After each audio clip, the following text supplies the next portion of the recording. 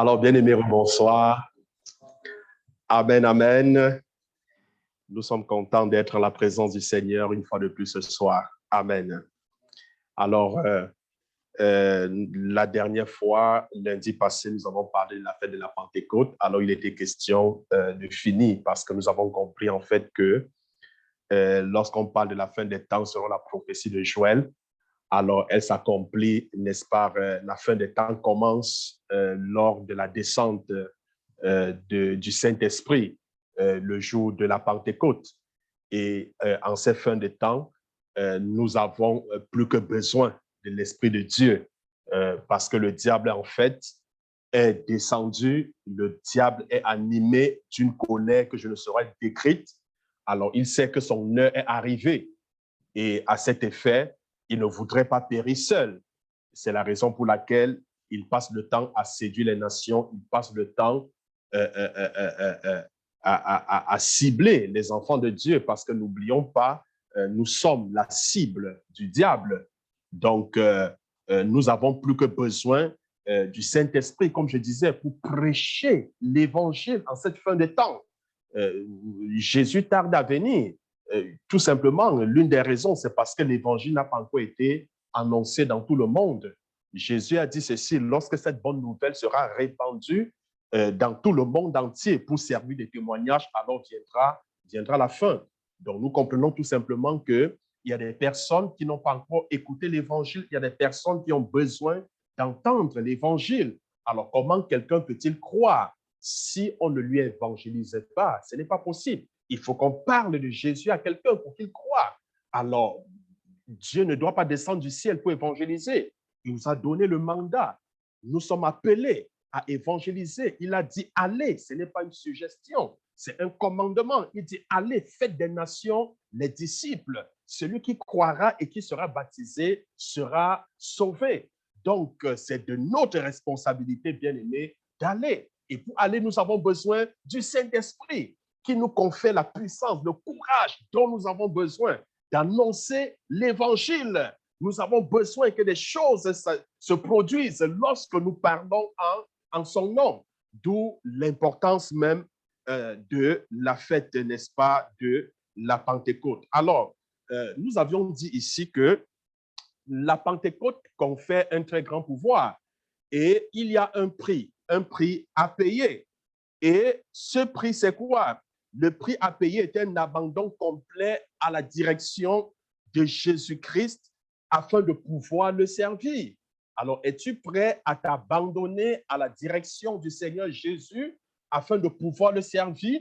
Es-tu prêt à lui dire, Seigneur, me voici, quel que soit ce que tu voudrais que je fasse, je suis prêt à le faire, quel que soit le prix à payer.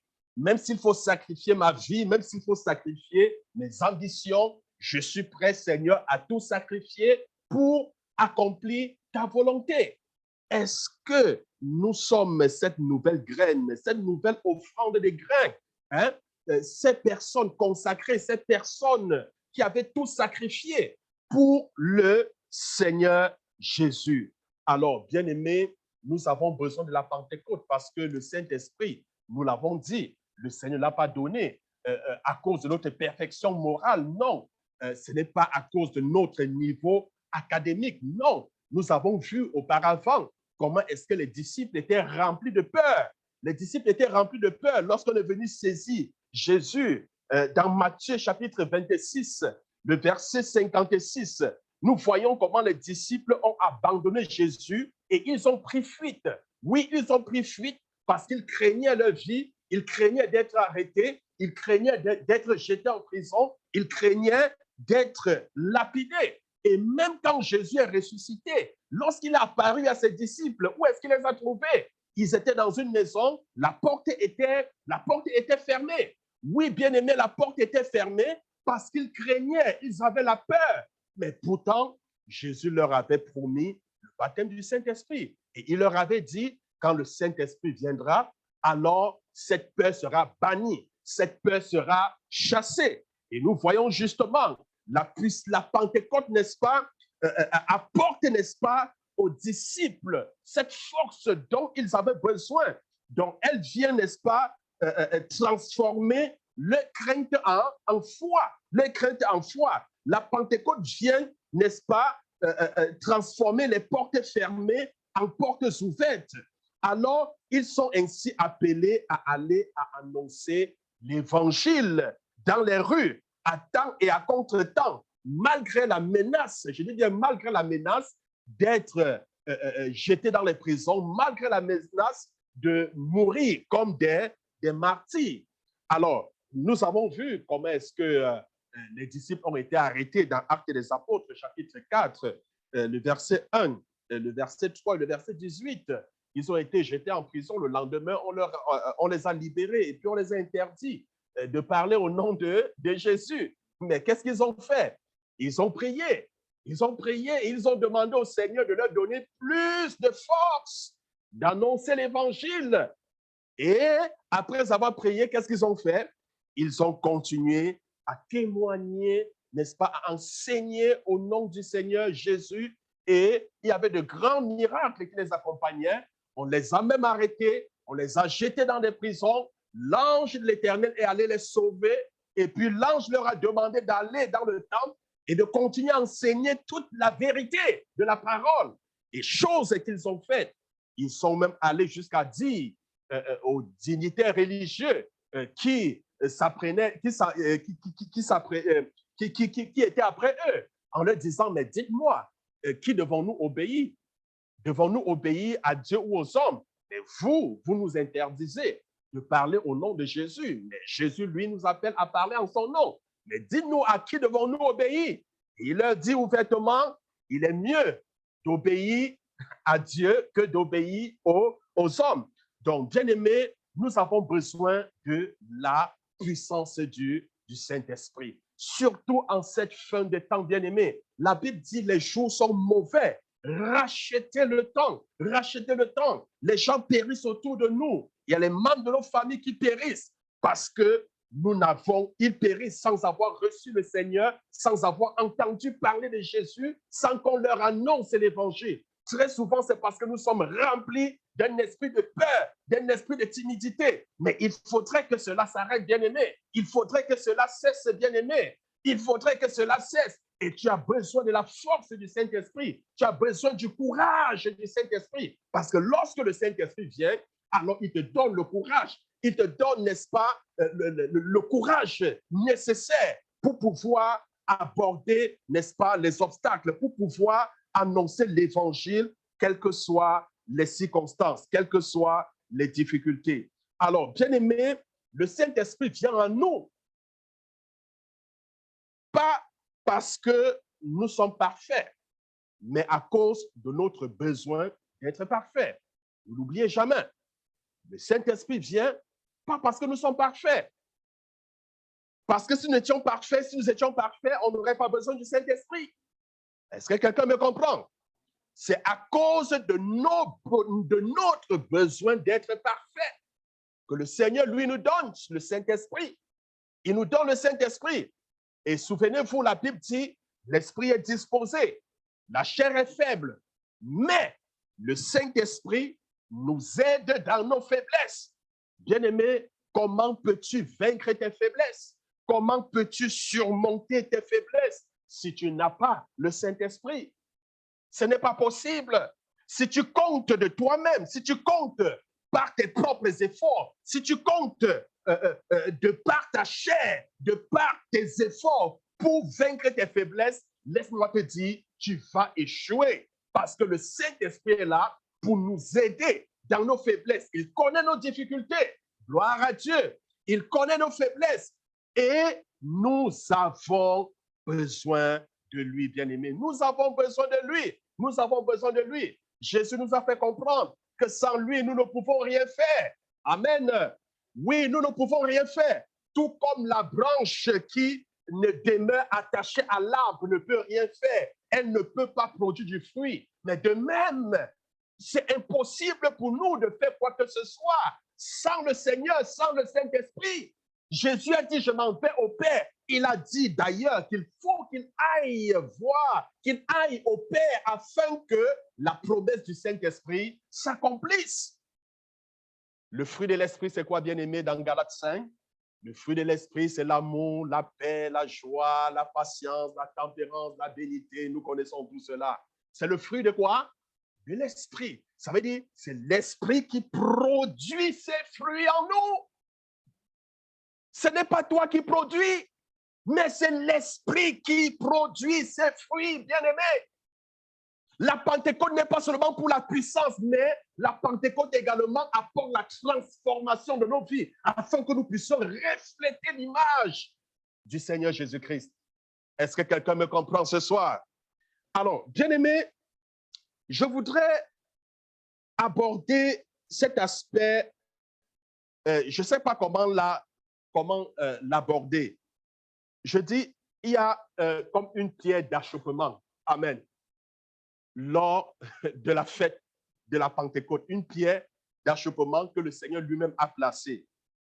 Alors, l'aspect personnel de cette fête est encore très importante aujourd'hui. Elle est très, très importante. Nous avons encore besoin de nous offrir à Dieu en guise d'offrande volontaire. Beaucoup, je dis bien beaucoup d'individus dans l'Église désirent la puissance de la Pentecôte.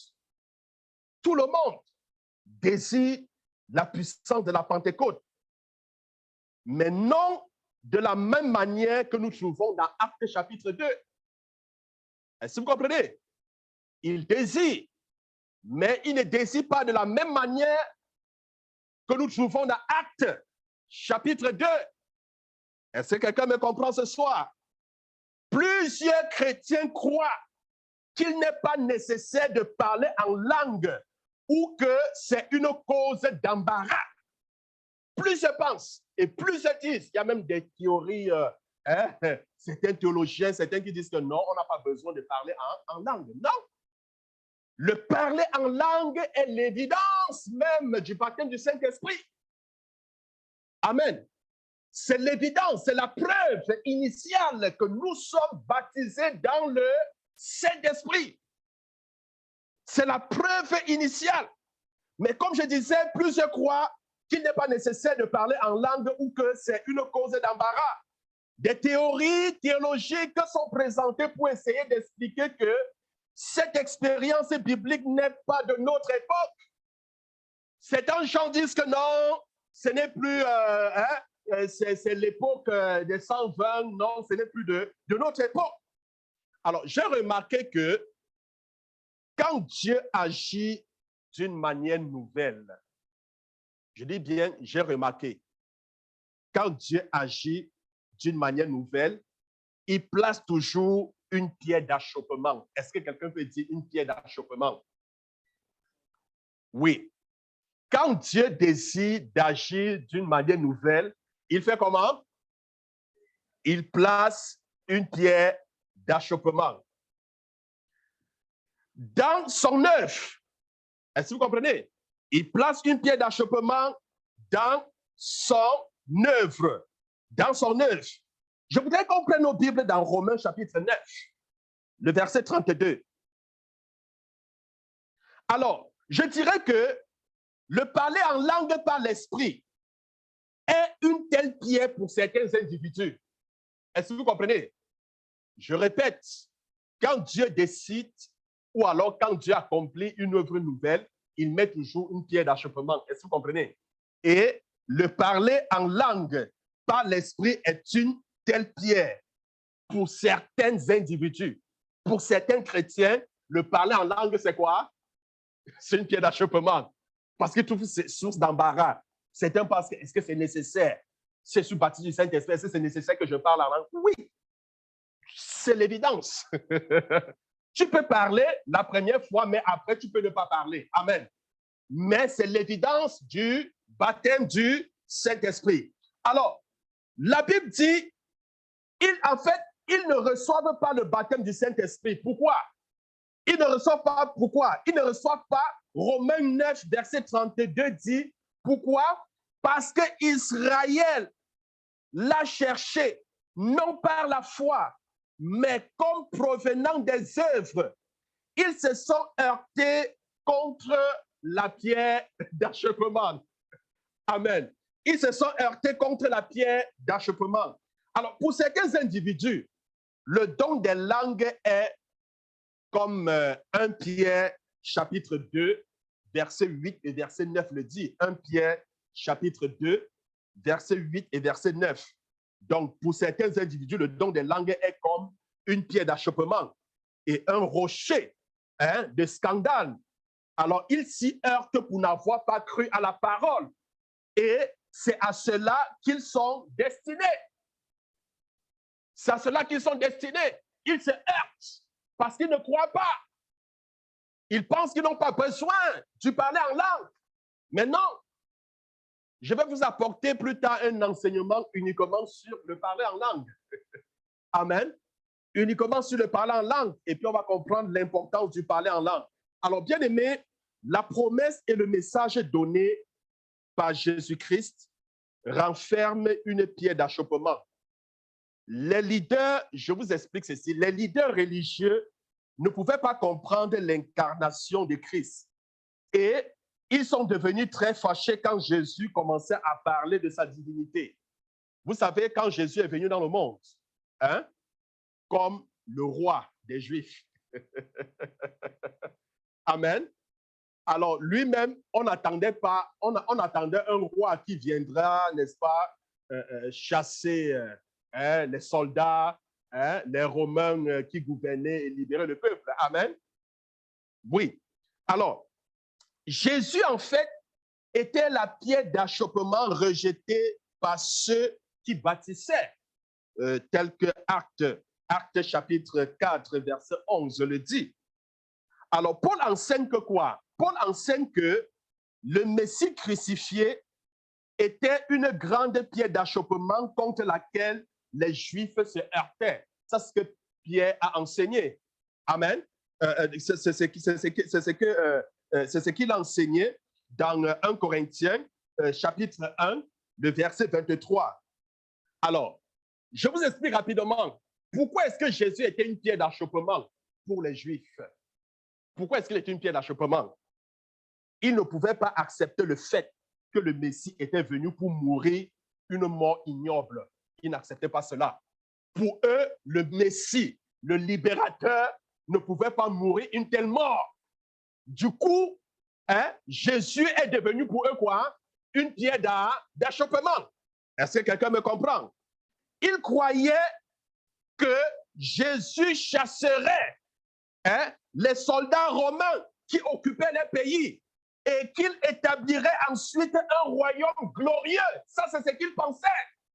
C'est ce qu'ils pensaient. Et du coup, Jésus devint quoi? Une pierre d'achoppement. Alors, ils ne pouvaient pas adapter, je dis bien, ils ne pouvaient pas adapter la réalité à leur expérience. La croix n'était pas un sujet de gloire, mais seulement de honte. Ils ne percevaient pas la gloire, la croix comme un sujet de gloire. Mais pour eux, la croix était un sujet de honte, un sujet de mépris. Est-ce que vous comprenez? Mais pour eux, le Messie ne pouvait pas mourir sur la croix. Mais non, non. Il ne pouvait pas. Et du coup, il devient quoi? Un pied d'achoppement pour eux. Est-ce que quelqu'un comprend cela? La croix n'était pas un sujet de gloire, mais seulement de honte, bien-aimé. La croix représente quoi? La croix représente l'offense pour eux. Ça représente l'offense. Et elle était réservée, en fait, pour les criminels. Amen. La croix était réservée pour les criminels. Alors, il faut, bien aimer, une révélation spéciale pour comprendre les grandes vérités du Messie crucifié. La pensée naturelle ne peut pas les recevoir. Jésus n'était pas un criminel, mais il fut transformé en un criminel en portant mes péchés et les vôtres sur la croix. Amen. Il n'en était pas un, mais Dieu l'a fait devenir. Amen. En portant nos péchés, ce sont des choses qu'ils n'ont pas compris. Gloire à Dieu. Mais la Bible dit dans Ésaïe au chapitre 53, le verset 6. Ésaïe chapitre 53, verset 6. La Bible dit, nous étions tous errants comme des brebis.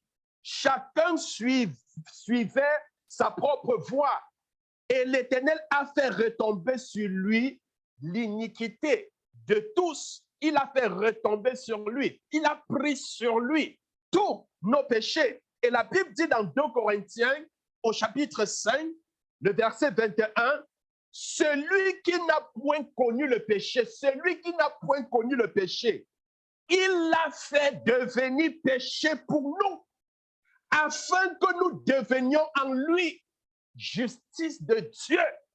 Donc lui qui n'a pas connu le péché, Jésus qui n'a pas connu le péché, mais Dieu l'a fait devenir péché. Amen. Afin que nous devenions en lui, en Jésus, justice de Dieu. Bien-aimés, dans la fête de la Pentecôte, amen. Alors, le parler en langue est aussi une pierre d'achoppement. Amen. Tout comme Jésus en son temps. Amen. Le parler en langue est quoi? C'est une pierre d'achoppement. Il y a souvent un problème d'orgueil quand un individu veut recevoir le don de langue. Ce don contient une reproche que certains ne veulent pas porter. Tout comme, je dis bien tout comme le Christ crucifié n'était pas une chose acceptable pour les Juifs. Le parler en une langue inconnue semble, je dis bien, semble irrationnel pour plusieurs chrétiens. Ils pensent que c'est irrationnel. Ils pensent que ce n'est pas normal que tu parles en langue. Tout comme il était inacceptable que le Messie meure sur la croix. Amen. Mais aucune dénomination, ça c'est qu'il faut savoir, ne plaça la pierre d'achoppement lors de la fête de la Pentecôte. Dieu l'a mis là. Amen. Dieu l'a mis là. C'est une pierre contre laquelle nous devons nous heurter dans la bénité et la soumission, de peur qu'elle tombe elle-même sur nous. Amen. Alors, bien-aimés, lorsqu'on parle de la fête de la Pentecôte, comme je vous ai dit, je reviendrai plus tard sur le parler en langue, parce que je vais vous parler pourquoi est-ce qu'il faut parler en langue. Mais l'évidence, ce qu'on retient, c'est quoi? C'est que l'évidence du baptême du Saint-Esprit, c'est le parler en langue. Paul a dit, est-ce que tous parlent en langue? Nous avons 9 dons de l'Esprit, d'accord? 9 dons du Saint-Esprit. Je ne parle pas du fruit de l'Esprit, parce qu'il y a 9 fruits de l'Esprit, il y a 9 dons de l'Esprit. Alors, parmi les 9 dons de l'Esprit, il y a le parler en d'autres langues. Amen. Alors, tu peux ne pas parler en langue. Amen.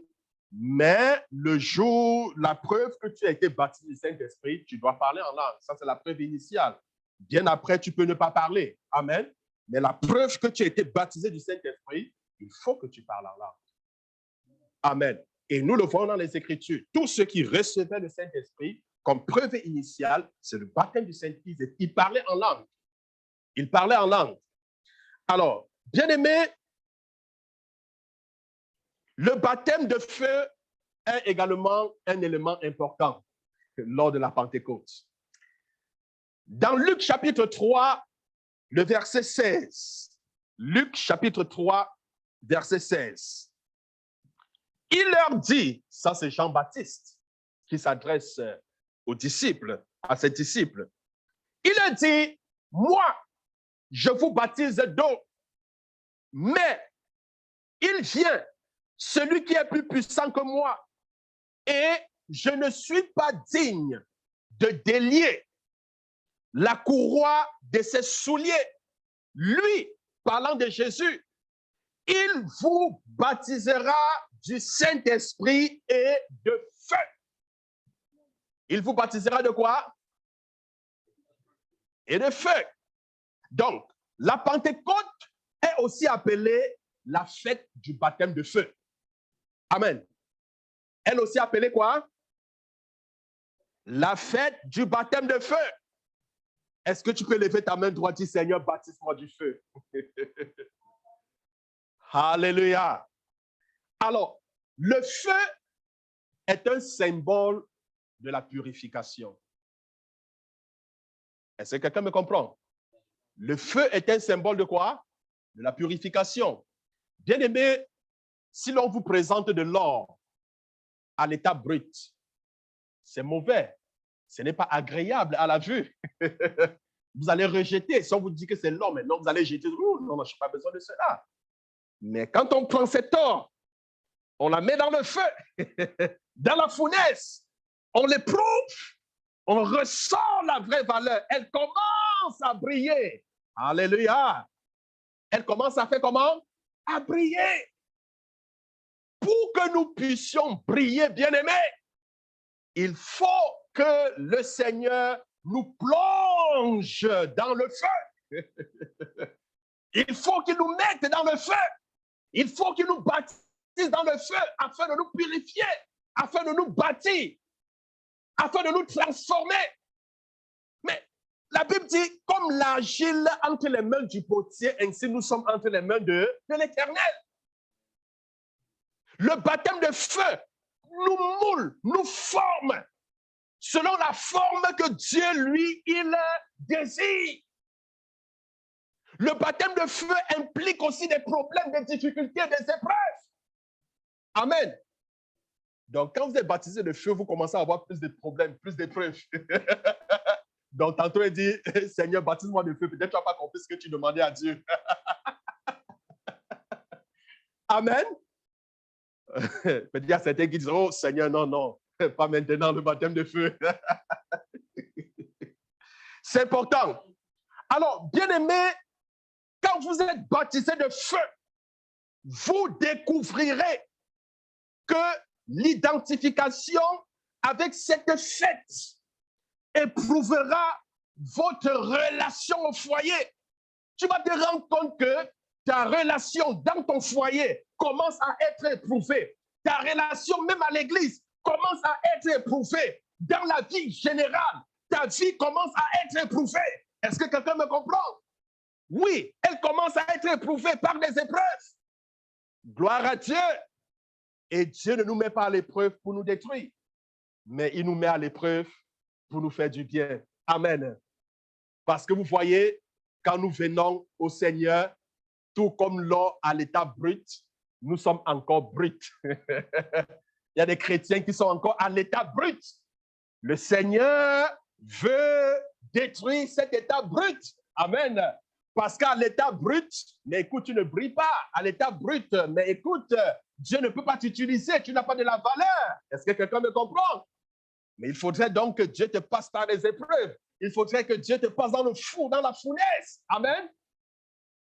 Pour ressortir ta vraie valeur, pour que tu puisses briller, afin d'être admirable.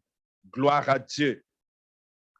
Alors, bien-aimés, la Pentecôte était une occasion lors de laquelle la nation entière d'Israël venait devant l'Éternel. Les gens venaient afin qu'ils puissent examiner leur cœur et y mettre son propre caractère. Ceci est arrivé pour les 120 disciples qui étaient dans la chambre haute à Jérusalem lors du jour de la Pentecôte. La puissance de la Pentecôte nous change. Amen. Elle nous change. Elle transforme notre caractère. Elle ne nous accorde pas seulement la puissance, mais elle change aussi le caractère. Est-ce que quelqu'un peut dire amen sur ça? Mais oui, elle change notre caractère. Nous ne devons nous approcher seulement par curiosité ou pour faire une expérience. Non. La Pentecôte, ce n'est pas tout simplement par curiosité. Tu ne dis pas, ce n'est pas, non, ce n'est pas une expérience. Tu ne viens pas juste pour faire une expérience avec le Seigneur. Tu ne viens pas juste par curiosité. Non. Est-ce que quelqu'un me comprend? Il est mauvais de venir à la Pentecôte de la même manière que nous approchions d'une autre chose qui excite notre curiosité. Si tu viens parce que tu veux être curieux, oh, ça ressemble à quoi le baptême du Saint-Esprit? Non. Non. Tu viens parce que tu as faim et soif. Amen. De la puissance de Dieu. Tu viens parce que tu reconnais tes faiblesses Et tu sais que tu ne peux pas surmonter ces faiblesses sans le Saint-Esprit. Tu viens parce que tu ressens le besoin de la puissance de Dieu afin d'accomplir ta destinée sur la terre en Jésus-Christ.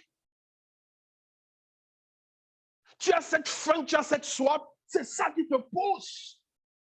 Et cette soif, tu dois l'exprimer au Seigneur. Parce que Jésus a dit, c'est lui qui a soif, mais qu'il vienne à moi et qu'il boive. Et qu'il boive. Et tu dois devoir exprimer ta faim et ta soif devant le Seigneur. Bien-aimé, les choses précieuses de Dieu sont trop souvent prêchées d'une manière si ordinaire. Amen. Que les auditeurs ne reçoivent aucun sens de l'immense puissance de Dieu devant lequel ils doivent apparaître. Mais je tiens tout simplement à nous dire que l'évangile est souvent annoncé d'une manière qui accentue toutes les bénédictions qui sont disponibles tout en négligeant de mentionner la repentance nécessaire. Certains enseignent que la Pentecôte est une grande source de puissance. Oui, je n'en disconviens pas. Ces enseignants ont l'habitude de négliger et d'accentuer que le Saint-Esprit de Dieu est avant tout le Saint-Esprit de Dieu. Amen.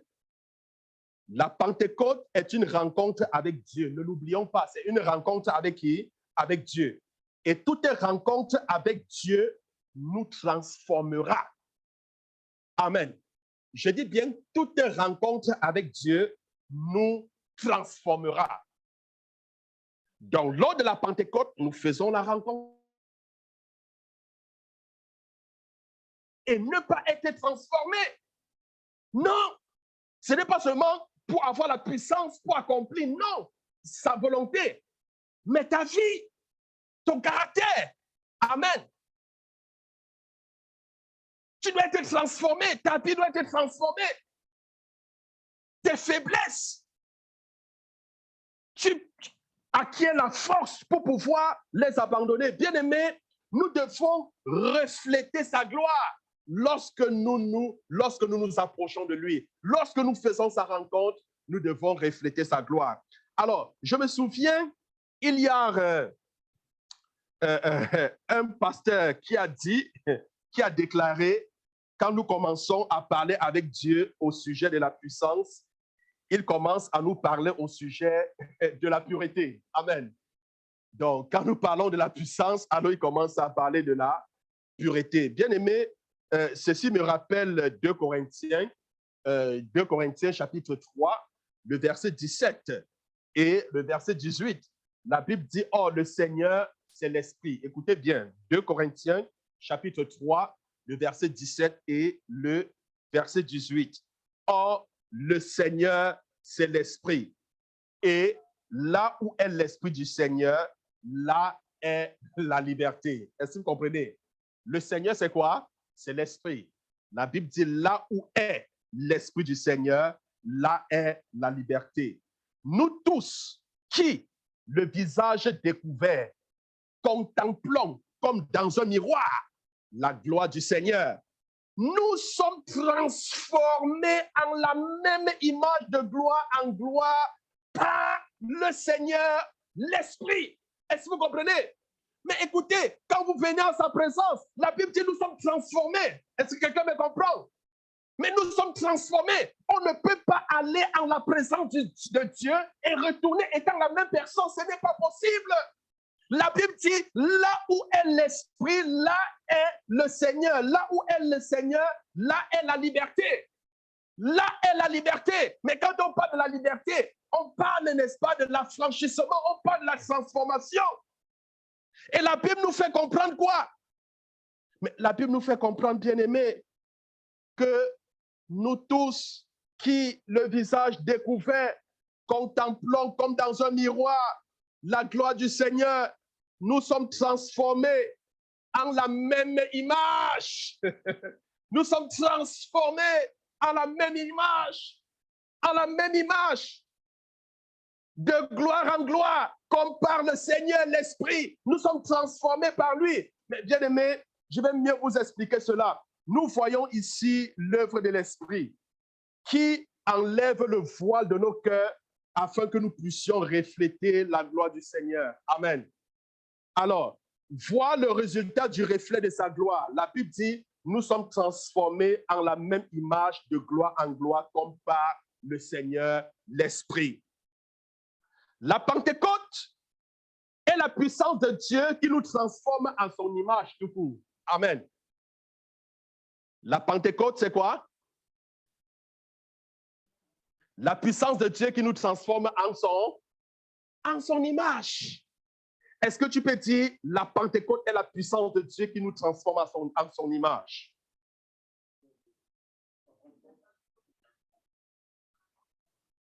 Amen. Alors, ce changement n'est pas immédiat. Amen. Ça ne veut pas dire que quand tu fais l'expérience de la Pentecôte, là, tu es directement transformé en l'image de Dieu. Amen.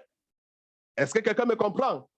Il se produit à mesure que nous continuons à nous offrir nous-mêmes comme une offrande volontaire à l'Esprit de Dieu, étant prêts à subir les conséquences de notre sacrifice. Au fur et à mesure que nous nous offrons comme une offrande volontaire, au fur et à mesure que nous sommes en sa présence, dans la chambre haute, dans notre chambre à genoux, priant, amen. Dieu nous transforme au fur et à mesure à son image. Parce que là où il y a l'Esprit de Dieu, alors il y a la liberté. Il nous transforme de gloire en gloire. Il nous transforme en son image. Est-ce que quelqu'un comprend cela? C'est ainsi, bien-aimés, que nous sommes transformés d'un degré de gloire au suivant, pas à pas, jour après jour, à mesure que nous vivons selon notre Pentecôte. Amen. Alors, bien-aimés, la fête de la Pentecôte célébrait les événements du mont Sinaï. Une chose remarquable est arrivée et elle est décrite dans le verset suivant, dans Exode. Exode 34, le verset 29. Je vais bientôt chuter. Exode 34, le verset 29. Moïse descendit de la montagne de Sinaï. Ayant les 2 tablettes du témoignage dans sa main, en descendant de la montagne, il ne savait pas que la peau de son visage, alléluia, rayonnait parce qu'il avait parlé avec l'Éternel. Est-ce que quelqu'un comprend cela? Mais la Bible dit que Moïse, après avoir parlé avec Dieu sur la montagne de Sinaï, dans la chambre haute, alléluia, la Bible dit lorsqu'il est revenu, son visage rayonnait. Son visage, il était transformé, son visage brillait parce qu'il avait parlé avec Dieu. Alléluia. Mais bien aimé, le visage rayonnant de Moïse causa une grande crainte et il dut placer un voile sur le visage. Amen. Il a dû placer un voile. Mais nous lisons dans Exode 33, Exode chapitre 34, d'autant pour moi, le verset 33 au verset 35. Exode chapitre 34, verset 33 au verset 35. Lorsque Moïse eut achevé de leur parler, il mit un voile sur son visage.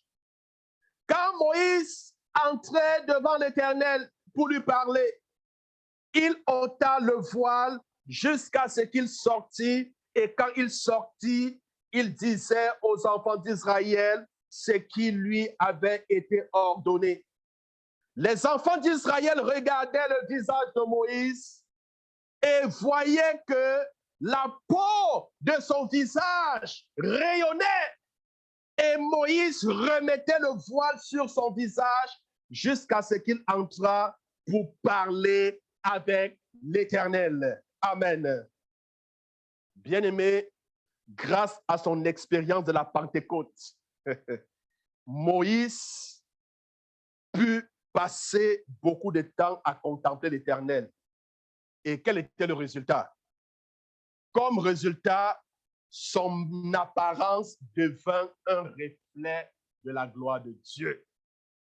Son apparence devint quoi? Un reflet de la gloire de Dieu.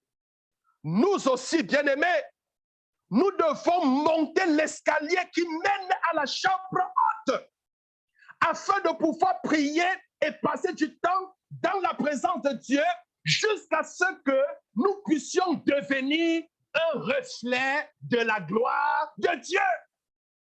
Nous devons prier jour et nuit. Nous devons chercher la face de Dieu. Nous devons aller à la chambre haute, prier, jusqu'à ce que nous soyons changés, jusqu'à ce que nous puissions refléter l'image du Dieu très haut. Amen. Alors, laissez-moi vous dire, plus vous allez dans la chambre haute, ça veut dire plus vous approchez de Dieu, vous priez. Amen. Plus le Seigneur vous transforme et plus vous reflétez l'image du Seigneur. La gloire du Seigneur apparaît. Gloire à Dieu. Alors, bien-aimés, comme je le disais, la Bible dit, pas moi, mais le Seigneur, les jours sont mauvais. Alors, nous devons racheter le temps. Amen. Nous devons racheter le temps. Nous avons besoin d'être remplis tous les jours de la présence du Seigneur. Nous avons besoin de lui, non seulement pour pouvoir accomplir la mission qu'il nous a donnée, mais aussi pour refléter son image.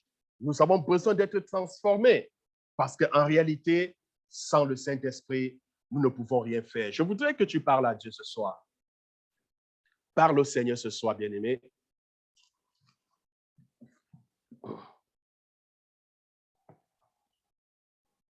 Je voudrais que tu exprimes ta faim et ta soif auprès de Dieu ce soir.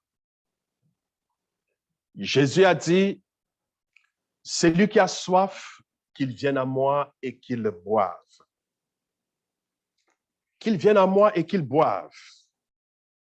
La Bible dit, l'esprit est disposé, la chair est faible, mais le Saint-Esprit nous aide dans nos faiblesses. Est-ce que tu peux présenter tes faiblesses à Dieu ce soir? Est-ce que tu peux lui dire, Seigneur, regarde mes faiblesses. Regarde telle chose, et Seigneur, je ne parviens pas à me libérer. J'ai essayé de mes propres forces.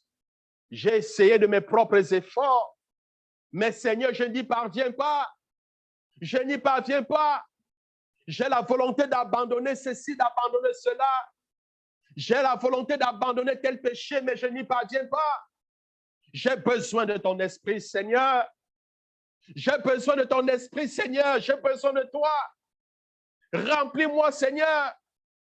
Donne-moi la force de surmonter mes faiblesses. Donne-moi la force de vaincre mes faiblesses. Seigneur, j'ai besoin de toi. J'ai besoin de toi. Je voudrais que tu parles au Seigneur ce soir. Bien-aimé, parle au Seigneur. Parle à l'Éternel ce soir. Parle à l'Éternel. Dis au Seigneur ce soir, Seigneur, je voudrais refléter ton image. Je voudrais refléter ta gloire. Je voudrais être transformé par la puissance du Saint-Esprit. Transforme, Seigneur, chaque domaine de ma vie.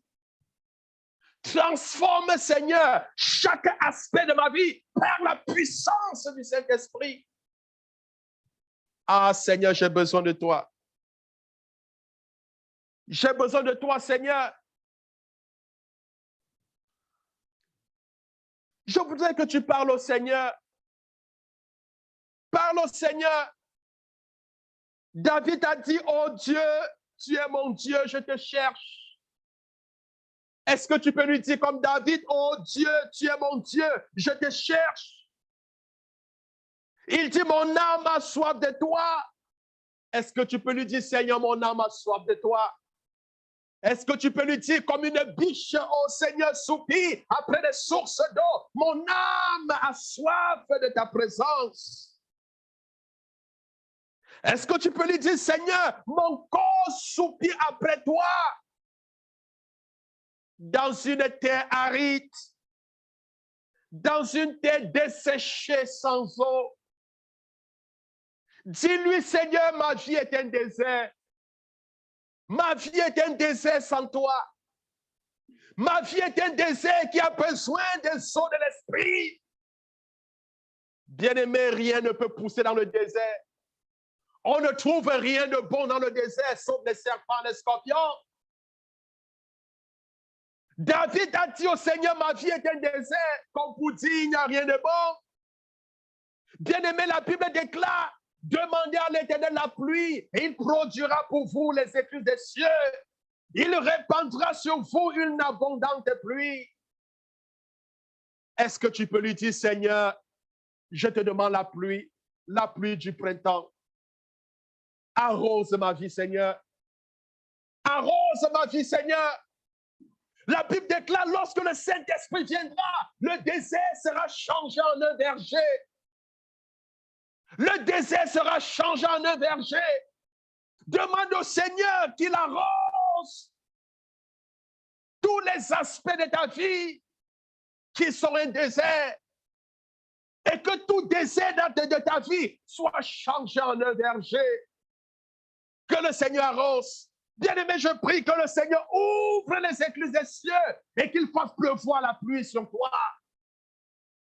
Que la pluie de l'Esprit descende sur toi. Que des fleuves d'eau vive coulent en ton sein. Qu'il oigne de ta tête son huile et que ta coupe déborde. Qu'il oigne de ta tête son huile, bien-aimé. Que ta coupe déborde. Que ta coupe déborde. Que ta coupe déborde. Bien-aimé, la Bible déclare, c'est tous ceux qui sont conduits par le Saint-Esprit, qui sont appelés les véritables enfants de Dieu. Dis au Seigneur, je suis fatigué de diriger ma vie. J'ai besoin d'être conduit par le Saint-Esprit. Ô Saint-Esprit, conduis chaque pas de ma vie. Seigneur, oriente chaque décision de ma vie. Tout ce que je fais, Seigneur, parle à Dieu, dis-lui, tout ce que je fais, Seigneur, je vais être conduit par toi, Seigneur. Je voudrais penser comme toi, Seigneur, je voudrais parler comme toi. Seigneur, frotte mes pensées à tes pensées afin que je commence à penser comme toi. Donne-moi de parler, Seigneur, tes paroles. Conduis-moi, Seigneur. Dis-lui ce soir, Seigneur, je ne voudrais pas être conduit par la chair. Je ne voudrais pas être conduit, Seigneur, par les émotions, mais je voudrais être conduit par le Saint-Esprit. Je voudrais être conduit par le Saint-Esprit. Oh Saint-Esprit, conduis-moi. Conduis-moi vers l'accomplissement de ma destinée. Conduis-moi vers les eaux paisibles. Conduis-moi, oh Saint-Esprit. Conduis-moi.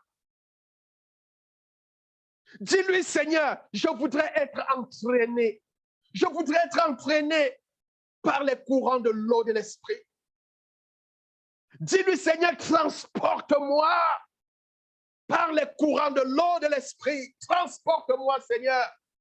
Transporte-moi, Seigneur. Dis-lui, transporte-moi, transporte-moi.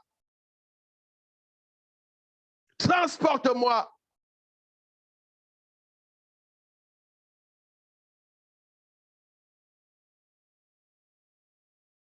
Parle au Seigneur ce soir, bien-aimé. Demande-lui de te donner le pouvoir d'accomplir ta volonté, d'accomplir sa volonté.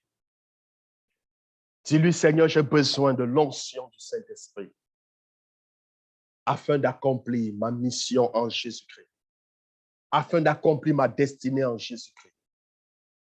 J'ai besoin de l'onction. J'ai besoin de l'onction. Enseigne-moi toute la vérité par ton onction, Seigneur. J'ai besoin d'être enseigné par le Saint-Esprit parce que la Bible déclare le Saint-Esprit est le meilleur enseignant. Jésus a dit, lorsqu'il viendra, il vous enseignera toutes choses. Il vous enseignera toutes choses.